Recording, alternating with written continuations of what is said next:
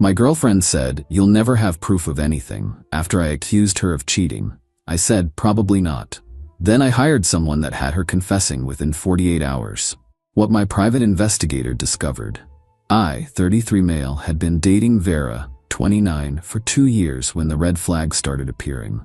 Little things at first. Phone face down always. Sudden interest in gym classes at odd hours. New passwords on everything. The breaking point was a Thursday night. She came home at 11 p.m. from book club. Me? How was the discussion? Vera: great. We analyzed the themes really deeply. Which themes? Pause. You know, the main ones. What book were you reading again?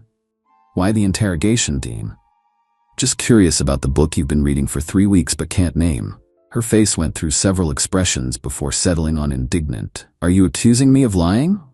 I'm asking about your book club book. No, you're implying something. Just say it. Fine, I don't think you're at book club. I think you're seeing someone. She laughed. Actually laughed. You're paranoid. This is toxic behavior, Dean. Is it? Then tell me about the book. I don't have to prove anything to you. Trust is fundamental in relationships. So is honesty. Getting angry. You think I'm cheating? Based on what? Your insecurity? Based on your behavior, the lies, the sneaking around. I'm not sneaking. I have friends. I have a life outside of you. Your friends who you can never name? Your life that requires new passwords? That's when she said it, with this smug little smile. You'll never have proof of anything, because there's nothing to prove. You're just a paranoid, controlling boyfriend who can't handle me having independence. Probably not. What? Me? You're right. I'll probably never have proof. She looked satisfied. Thought she'd won. Vera: exactly. So drop this nonsense and trust me. Okay. Surprised. Okay? Yeah, you're right. I apologize. She kissed me on the cheek, all forgiven. Went to shower, humming happily. While she showered, I made a call. My cousin Rex is a private investigator. Does mostly insurance fraud and cheating spouses. Good at his job. Discreet. Rex: Dean, it's late, man. Need your services. Personal matter. Vera? How'd you know? You only call me late when it's serious, and you sounded rough at Christmas. Can you help? Family rate. $500 for basic surveillance. When? Tomorrow? Send me her details. Photo, car info, schedule. Sent. She says she has book club Thursday nights and yoga Saturday mornings. Sure she does. I'll start tomorrow. Went to bed that night next to Vera. She cuddled close, satisfied she'd gaslit me successfully. If only she knew. Friday evening, Rex called. Rex, your girl left work at 5, drove home, left again at 6:30, went to an apartment complex downtown. Book club? Unless book club is at some dude's apartment and involves wine on his balcony. My chest tightened. You see the guy? Yeah, late 30s, drives a BMW. Got photos. Want me to dig deeper? Everything. Who he is, how long, whatever you can find. On it. Also, sorry man, me just get me evidence. Saturday, I played normal, made Vera breakfast, kissed her goodbye for yoga. She left in yoga pants and came back in yoga pants, but Rex's photos showed her going into BMW guy's apartment for 2 hours. His text: yoga must be really intense. She changed clothes inside his place. By Sunday, Rex had a name. Lance Morrison, investment banker, recently divorced, met Vera at a professional networking event 6 months ago. 6 months, half our relationship. Rex: there's more. They're not subtle. Got them at lunch Friday, dinner Saturday. Very affectionate. Send everything. What he sent broke my heart and solidified my resolve. Photos of them kissing, holding hands, her laughing at his jokes the way she used to laugh at mine. But I kept playing normal. Vera had no idea. Tuesday she had book club again. Vera: don't wait up. We're doing wine pairings with the chapters. Sounds fun. Which book again? Eye roll. Still on this? I told you to trust me. Me: you're right. Have fun. She left happy. I called Rex. Me: she just left for book club. Want the play-by-play? Just document everything. 2 hours later, Rex sent a video. Vera and Lance at a restaurant. She was wearing the dress I bought her for our anniversary. They were sharing dessert, kissing between bites. The caption: book club looks romantic. I sat in our apartment, surrounded by photos of us. Vacations, holidays, lies. But I wasn't done. Rex had one more job. Me: I need audio. That's risky. Legal gray area. What if she admits it publicly? Like, loudly? That's different. Public conversation, no expectation of privacy. Can you make that happen? I might know someone. Give me 24 hours. Update 1. The confession Wednesday afternoon. Rex called with a plan. My associate Nina, she's good at this stuff. Social engineering. What's the plan? Rex, Nina approaches Vera at her gym. Strikes up conversation, gets her talking. That's it? Trust me, Nina's got a gift. People tell her everything. Worth a shot. Thursday came. Vera left for book club as usual. But first she had her regular gym session at 5 p.m. Nina was already there. Rex had briefed her well. I waited at home, anxious. Then Rex called. Rex, sending you audio. Nina's a genius. The recording was crystal clear. Gym locker room. Girl, that's my ex's car. The white Mazda? No, that's mine. Thank God. My ex drives the same model. Just saw him with his new girlfriend. Men are trash. Laughing, tell me about it. They're so clingy. Right? Like, give us space. Is yours clingy? So clingy, always asking where I am, what I'm doing. Red flag. My ex was like that. That's why I started seeing someone else before I ended it. Oh my God, same. I've been with this guy Lance for months. My boyfriend has no idea. Months? Damn, you're good. Right? He keeps asking about my book club. I'm like, buddy, you'll never figure it out. Book club? That's brilliant. I know. He even apologized for being suspicious. Meanwhile, I'm at Lance's place twice a week. You're terrible. I love it. Is Lance worth it? He's loaded, investment banker, just divorced, taking me to Cabo next month. Get it, girl. What about your boyfriend? Dean? He's sweet but boring. I'll probably dump him after Cabo. Don't want to rock the boat before my free vacation. Smart. Use them both. Exactly. Dean pays half my rent. Lance pays for fun. Perfect arrangement. They laughed, high-fived, made plans to get drinks. Rex. Nina kept recording. There's more. Vera detailed everything. Times, places, even showed photos of Lance. Send it all. I'm perfect. Got exactly what I needed.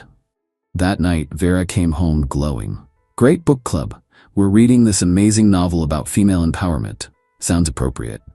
Right? About women taking control of their lives. Taking what they want. Exactly. You'd hate it though. Very feminist. Probably. I'm pretty traditional. Vera, kissing my cheek. That's what I love about you. So stable. Predictable. Predictable. Right. Friday morning I made my move. First, I called my landlord. Need to discuss the lease. My girlfriend's moving out. Oh, she's on the lease? No, just me. Want to confirm she has no claim to the apartment. None at all. You're the sole tenant. Perfect. Next I went to the bank. Removed her as authorized user on my credit card, the one she used for emergencies, but somehow had charges at high-end restaurants twice a week. Then I called Lance, got his number from Rex's research. Direct line to his office. Lance Morrison. Me, hi Lance, this is Dean Vera's boyfriend. Long pause. I'm sorry, who? Cut the act, I know about you two. 6 months worth. Look man, I didn't know she had a boyfriend initially. Initially? When did you find out? About 2 months in. She said you were breaking up. We live together, I pay half her bills. She said you were roommates. In a 1-bedroom? I am. Yeah, damn, thought you should know who you're really dating. I need to process this. Take your time. Oh, and Lance? That Cabo trip, I'd reconsider. She's planning to dump me right after. How do you know about Cabo? She brags about you at the gym, to strangers, loudly. Jesus Christ. Good luck, man. Hung up. Step 1 complete. Then came the masterpiece. Update 2. The unraveling Saturday morning, I was packed and ready. Boxes labeled, mover scheduled for noon. Vera had yoga at 10. Vera to grab brunch when I get back? Me, can't, have plans. Plans? With who? You know, book club stuff. She laughed and left. The movers arrived early. Efficient guys. Had all my stuff out in an hour. Left all her things exactly where they were. Her clothes, her jewelry, her books. But every trace of me? Gone. Left one thing on the kitchen counter. A printed transcript of her gym confession. Highlighted the best parts. He has no idea. Dean pays half my rent. Lance pays for fun. I'll dump him after Cabo. He's boring. Added a sticky note. You were right. I never had proof. Until I did. Rent's due on the 1st? Good luck, Dean. Then I left. Moved into my buddy's spare room temporarily. Turned off my phone. Waited. According to Rex, who I asked to monitor, she came home at 1 p.m., not from yoga, from Lance's place, looking upset. She walked into an apartment that looked like I'd been erased. Her first call was to me, straight to voicemail, then Lance, he didn't answer, then her sister. That call Rex actually heard because Vera was on the balcony screaming, "Vera, he left. Everything's gone. He knows about Lance." Sister, wait, who's Lance? This guy I've been, never mind. Dean's gone. Your boyfriend left? Why?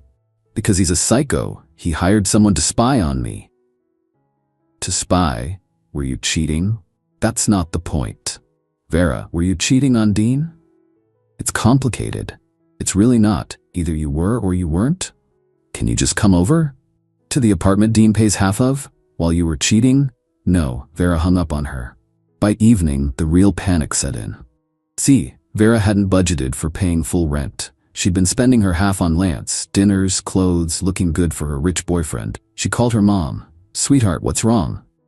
"Dean left me. I need help with rent." "Left you? Why?" "He claims I cheated." "Claims? Did you?" "Mom, it's a simple question." "Fine, I was seeing someone." "Happy?" "While living with Dean? In his apartment?" "Vera, it's our apartment. Is your name on the lease?" Silence. "Vera, you cheated on that nice boy who's been supporting you?" "I don't need a lecture. I need help." "You need to grow up. Handle your own mess." Sunday brought more desperation. Lance had blocked her. Sent one text before blocking, "Your roommate called me. We're done. Cancel Cabo." She tried showing up at his building. Security turned her away. He'd removed her from the approved visitors list. Then came Monday. The credit card decline. She was at lunch with coworkers. Card declined. Then her personal card declined too, because rent was due and she didn't have enough. Her coworker posted about it on Instagram. When your girl's card declines and she has a breakdown at lunch. But the real justice came from an unexpected source. See, Nina, the PI associate, had actually enjoyed talking to Vera. They'd exchanged numbers, made plans for drinks. Vera, desperate for sympathy, actually met up with her, poured her heart out to a complete stranger about her psycho ex who abandoned her. Nina recorded the whole thing, legal in our state for public conversations. "Vera, can you believe he hired someone to follow me? That's crazy. Why would he do that? Because he's controlling. He couldn't handle me having a friend." Lance was just a friend? Well, more than a friend. But Dean was so boring. I needed excitement. So you were dating both? It's not like we were married. I was going to choose eventually. After Cabo? Exactly.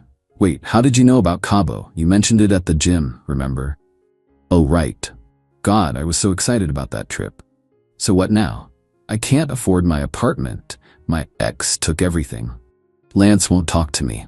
That sucks. What about that book club you mentioned? What book? Oh, there is no book club. No, it was code for seeing Lance. I'm not stupid enough to actually waste time reading books. Smart. So what's your next move? I need a new boyfriend. Fast. Someone who will help with rent. Back on the apps? Already am. Found a few potentials. Doctors, lawyers, just need to play the wounded bird act. You're so bad. I'm practical. Men are resources. Dean taught me that. How? By being so easily used. 2 years, and he never suspected until the end. Rex sent me the audio. Every damning word. Final update. The complete collapse. I sat on that recording for a week, let Vera spiral. According to social media, she hadn't blocked me yet, probably hoping I'd come crawling back. She was struggling. Posts about new beginnings and rising from betrayal. Selfies with captions like, "When he can't handle your shine." Comments were mixed. "You're glowing, babe." "Didn't you cheat though?" Team Vera, Team Dean Taba. Then she made a crucial mistake. Posted a long Instagram rant. "Let's talk about toxic masculinity. My ex hired a private investigator to stalk me. Instead of communicating like an adult, he chose to violate my privacy. Now he's abandoned me with no warning, leaving me to handle everything alone. This is what happens when insecure men can't handle independent women. Ladies, if he doesn't trust you, run." The audacity, the lies, the victim complex. Time to end this. I created a simple response post. Since we're discussing toxic behavior, let's share some educational content. Here's my ex explaining her relationship philosophy to a new friend. Listen and learn, kings. Attached the full gym audio, her admitting to cheating for months, calling me boring, me for rent, while Lance paid for fun, planning to dump me after Cabo.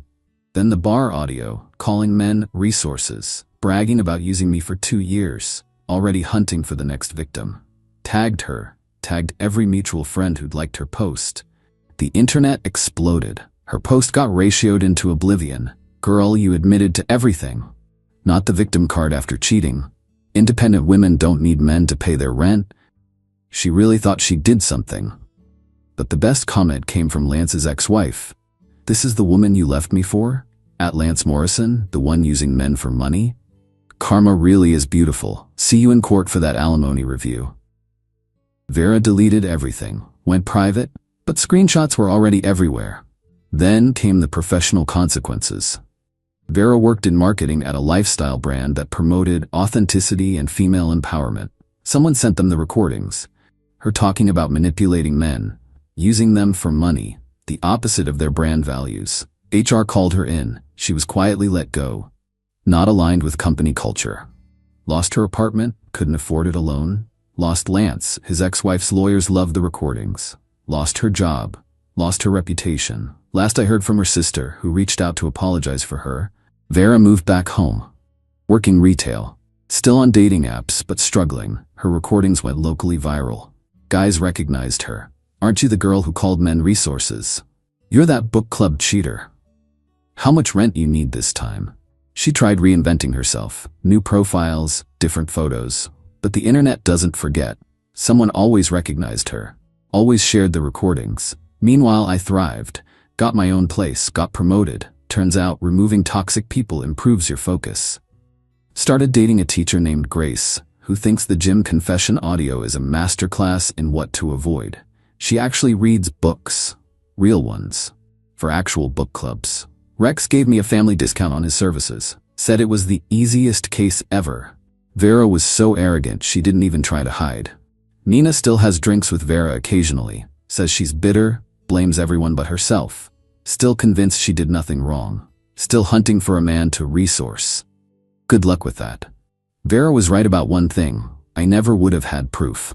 If she hadn't been so smugly confident. If she hadn't bragged to strangers. If she hadn't treated relationships like transactions. But she did all those things. And I did have proof. $500 for a PI was the best investment I ever made. Saved me from a lifetime with someone who saw me as nothing more than a wallet with convenient housing. She said I'd never have proof of anything. I said, probably not. Turns out probably was the key word. Thanks Rex, thanks Nina, thanks Vera's ego, and thanks Vera for teaching me the most valuable lesson. When someone shows you who they are, hire a professional to document it. Your confession, your consequences.